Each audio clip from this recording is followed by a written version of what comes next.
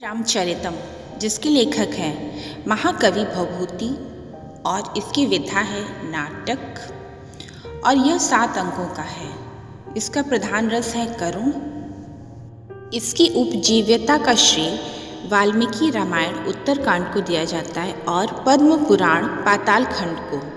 भवभूति का समय है 650 से 750 ईस्वी के समीप। इनका जन्म स्थान दक्षिण भारत पद्मपुर नगर में हुआ था। इनके पिता का नाम है नीलकंठ और इनकी माता का नाम है जातुकर्णी और इनके पितामह हैं भट्ट गोपाल। महाकवि भवभूति की उपाधि है श्रीकंठ या पदवाक्य प्रमाणज्ञ। इनकी महत्वपूर्ण रचनाएं हैं महावीर चरितम, मालती माघव, उत्तर रामचरितम। नाटक का प्रारंभ नांदी पाठ से हुआ है जो द्वादशपदा नांदी है और नाटक का अंत भरत वाक्य से हुआ है। इसका अंगी रस करुण है और इसकी रीति है वैदर्भी और इसमें संपूर्ण श्लोकों की संख्या है 256। भवभूति के विषय में एक पंक्ति बहुत प्रसिद्ध है, कारुण्य भवभूति रेव तनुते, अर्थात भवभूति का करुण रस में वह स्थान है जो श्रृंगार रस में कालिदास का है और इसके नायक हैं राम जो धीरोदात्त कोटि के हैं और नायिका हैं सीता। उत्तर रामचरितम विदूषक रहित रचना है और इन 7 अंकों के बीच में गर्भ नाटक की योजना भी की गई है। प्रथम अंत द्वितीय अंक के मध्य 12 वर्षों का अंतराल दिखाया गया है। भवभूति की रचना उत्तर रामचरितम जो 7 अंकों में विभक्त है, प्रत्येक अंक का एक अपना अलग नाम है।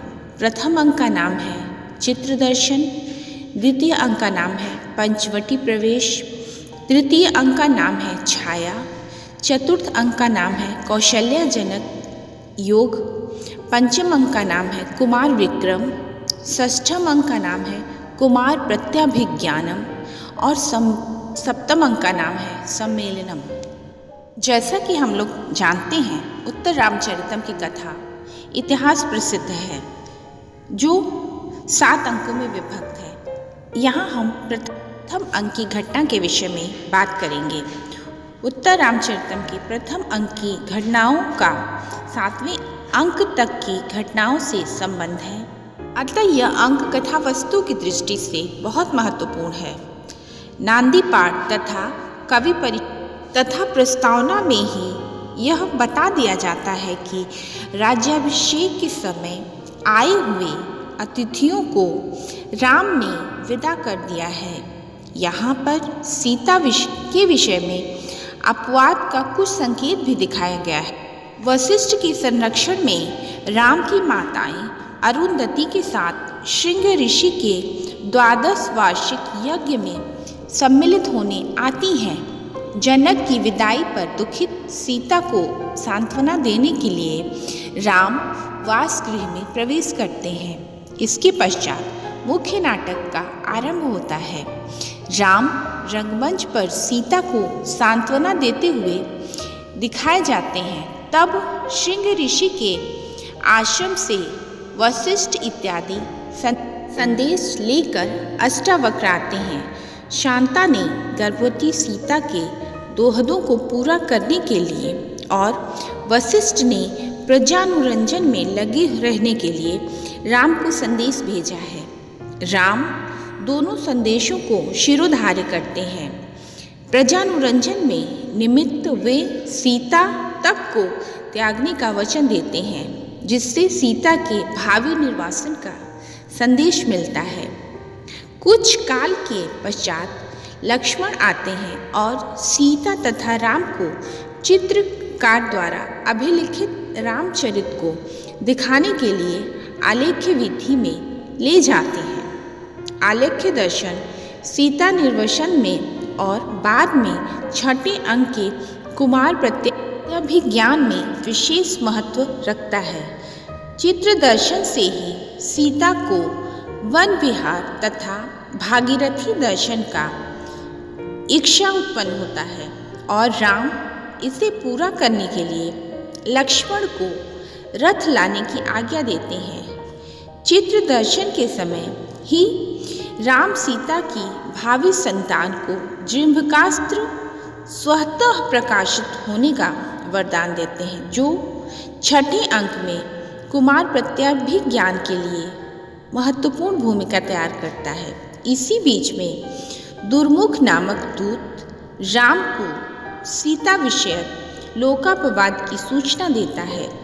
इस वाग्वज्र से राम मूर्छित हो जाते हैं और आश्वस्त होने पर लोकाराधन के निमित्त सीता निर्वसन का निश्चय करते हैं। राम के आदेशानुसार लक्ष्मण सीता को रथ में बैठाकर वन में छोड़ने के लिए ले जाते हैं। यहीं पे प्रथम अंक की समाप्ति हो जाती है। ये अंक का प्रारंभ होता है, जिसका स्थान दंडकारण्य नामक जन स्थान है। प्रथम तथा द्वितीय अंक की घटनाओं के बीच में 12 वर्ष का समय बीत गया है। विष्कंभक में आत्रेयी तथा वासंती के संवाद द्वारा कवि ने इन 12 वर्षों में इन घटनाओं की सूचना दी है।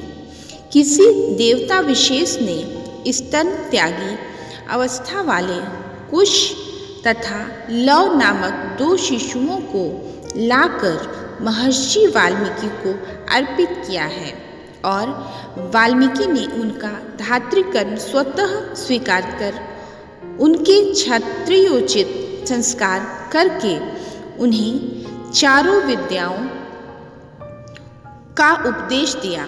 इसी बीच राम ने अश्वमेघ यज्ञ का आरंभ कर दिया और उसमें सीता की हिरण्मयी प्रतिकृति अपनी सहधर्मिणी के रूप में नियुक्त की। ब्राह्मण बालक की अकाल मृत्यु के कारण शंभुक नामक शूद्र को तपस्या करते जानकर राम पुष्पक विमान पर बैठकर उसकी खोज करते हुए दंडकारण्य जाते हैं और शंभुक का वध करते हैं। शंभुक दिव्य देह धारण करके राम के सामने प्रकट होता है। राम उससे यह जानकर कि वह प्रदेश दंडकारण्य तथा जन स्थान है, पूर्ववृत्तों को स्मरण करने लगते हैं और विलाप करते हैं। अंत में अगस्त के निमंत्रण पर पंचवटी को बिना देखे पुष्पक विमान पर बैठकर अगस्त आश्रम को प्रस्थान करते हैं। यहीं पे द्वितीय अंक की समाप्ति हो जाती है।